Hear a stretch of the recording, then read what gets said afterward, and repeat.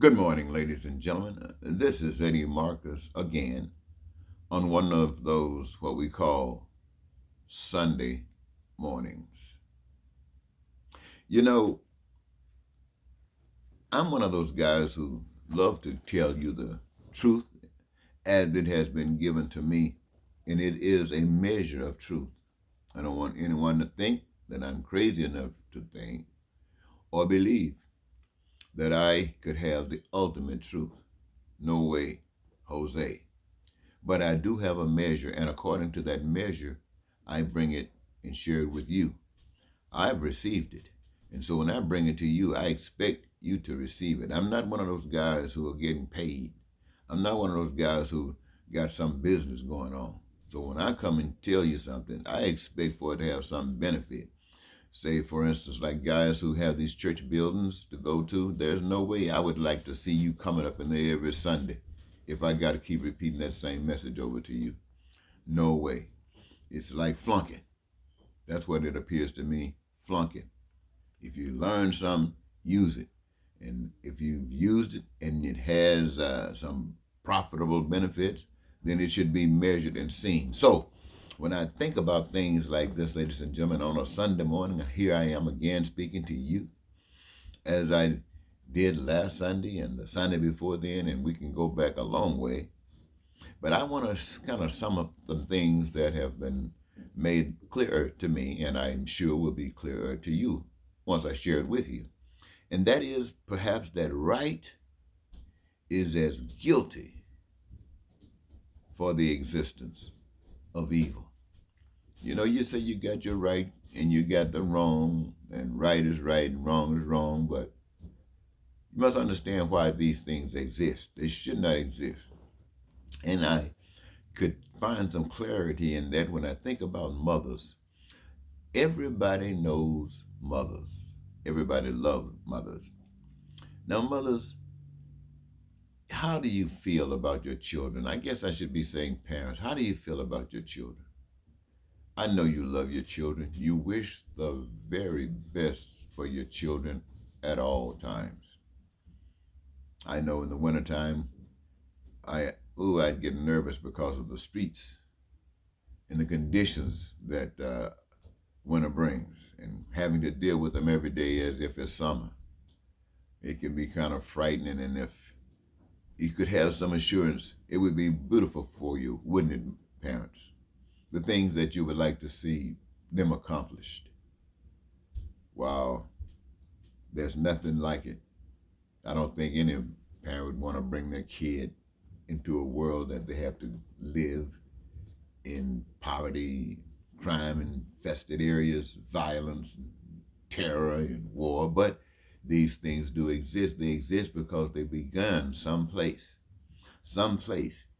And I want you to know, ladies and gentlemen, that the message that I constantly am giving to you is that everything that has been accomplished from the beginning of time to date could have been accomplished and can be accomplished without one penny involved. Not one dime, not $1, not one loan, not one debt, not one credit, not one interest, not one fee. It could have all been accomplished without any of that. And it could have all been accomplished without firing one shot. Now, think about that. All the stuff that you know we have gone through and what others have gone through and are going through. And it can all happen. We can't find cure to certain diseases, they say, because the money ran out. We say we can't prevent starvation, can't get food to people because the money ran out. And only the ones that got good money, big money, can get what remains. And I'm sure none of us would want to find ourselves caught up in a situation where that would be something that we would have to rely on. But what am I saying? If these things can happen, what does it say about right? What is it saying about right? If these things can still occur, it is saying, and I want to make this clear because this is probably new to some, but not to all. Right should never compromise, not even to get along. Because the moment it compromises, it's not right any longer. It's just a further shade of what's wrong. So, I heard a gentleman the other day on the news media saying that the progressives, the Democrats that are progressive, who are standing up saying that those concerns that the American people and people of the world have experienced, want to see satisfied every day, the same things that the church promises that God is all about. I don't know why the church won't stand up for the people. But anyway,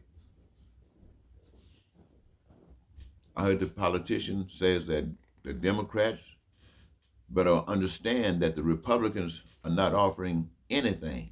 They're just standing up, stacking up everything, stacking it up on the basic idea that evil is superior to anything else. Being good and telling the truth, you punish that, burn up their books. This is what has happened in other countries. Burn up the books, kill the people who advocate for goodness and stuff like that, destroy. And only evil and those that support evil survive.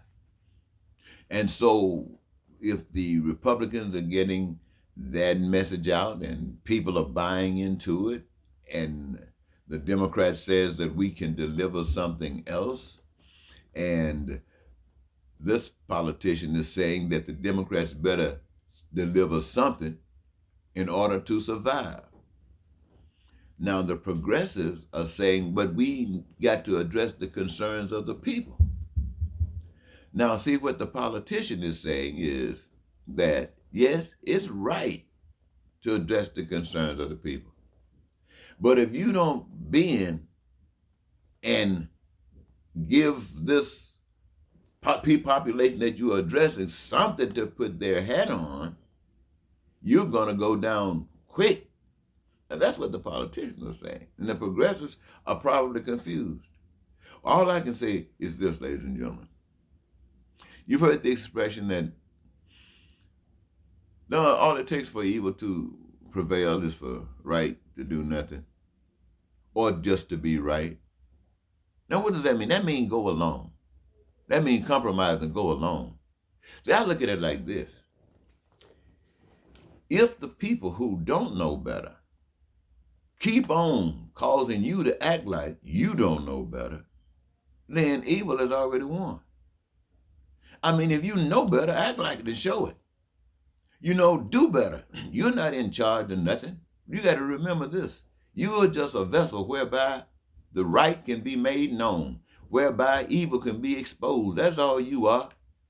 You're an instrument of a higher power, greater power. You do what you're supposed to do, and then that power will do what it is supposed to do, or whatever that power is. It will respond to that. You're trying to be God on another's hand.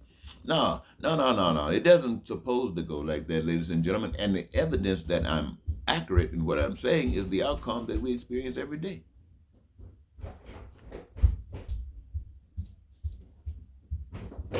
So these things we have to deal with.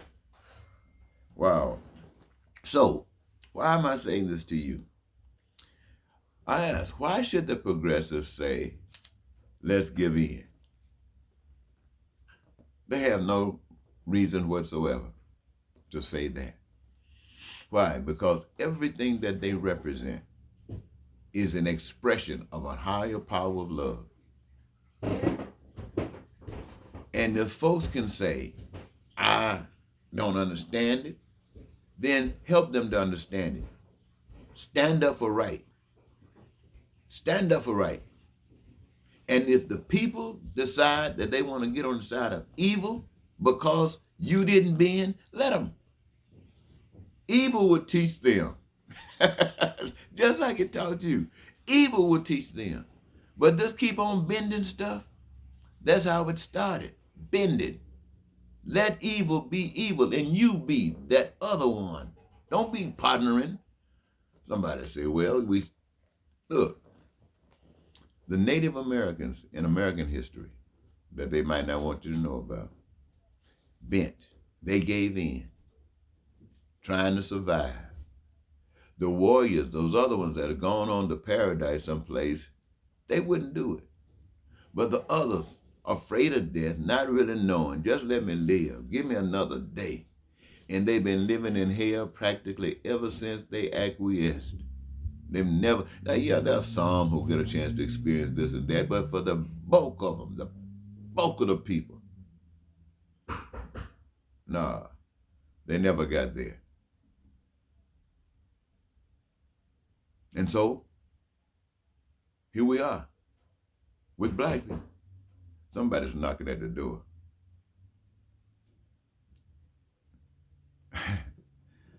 So, I guess I should go and answer it, but man, I really want to keep on talking.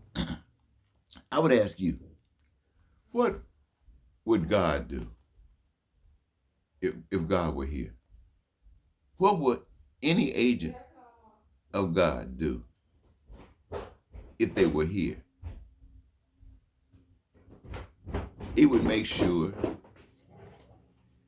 that every individual living would be engaged in the process of their living. That each one would have a gift that would allow them to contribute in the process of living. That while they are here, they are doing something. And what they are doing is essential. What they are doing, excuse me. Bubba, I'll do it for you. Okay. Excuse me, ladies and gentlemen. I'll be right back with you. Got to take care of an emergency, but I can't cut you off. Here we go.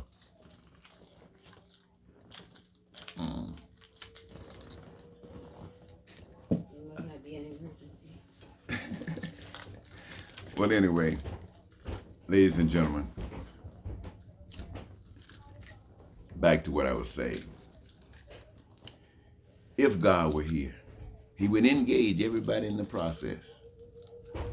And everything that humans do, whatever can come to their mind, if they want to go up into space or so far out of space that they can float, and people just want to go up in space and float, any and everybody that wanted to do it would be able to do that.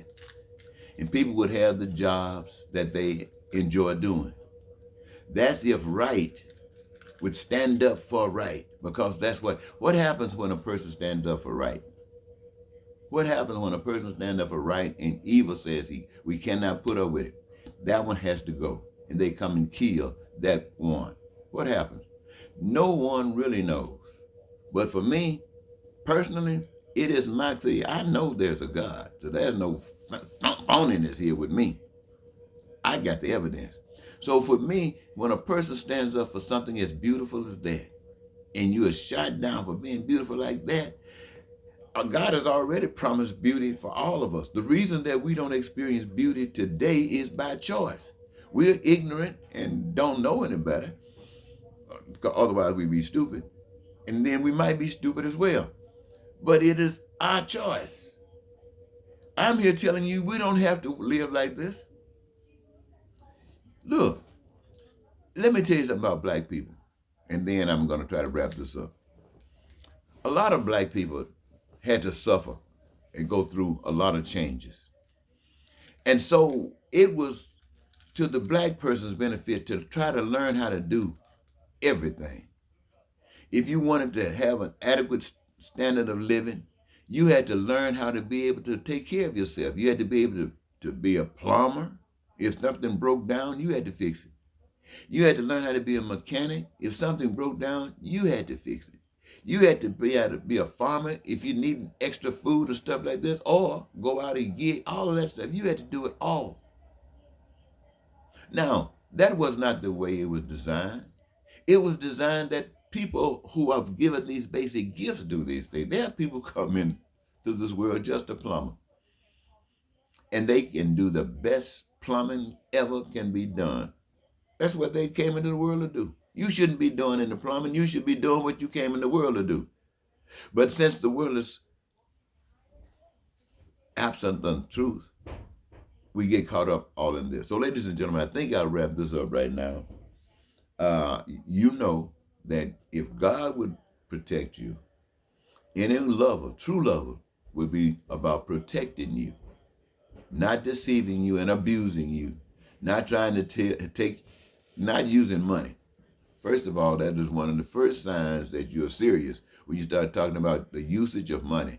You say, but the whole world system operates on money. Yes, it does. It's an evil system. The world's evil system is anti the righteous system. And so if you want to get it right, one of the things you have to do, one of the things that's going to be important is a sign of it is you won't be using money. And I tell you, one of the instruments of power, remember this, power, that's the ability to make things happen. Whatever the process, is the ability to make things happen. That's power. And two of the most forceful things to make things happen are, or two or three of them, are death, the fear of being able to kill people, and the people not knowing the truth. They know if you're there, they know you'll kill them. That's what, ask Donald Trump. He'll tell you. Long as they, so that's what it. Number one is the fear of death. The other one is in our system of doing things is money. Money. And the third one, what do you think it is? Is sex. Sex, money, and death empowers evil. So, ladies and gentlemen, until next time, this is Eddie Marcus saying goodbye.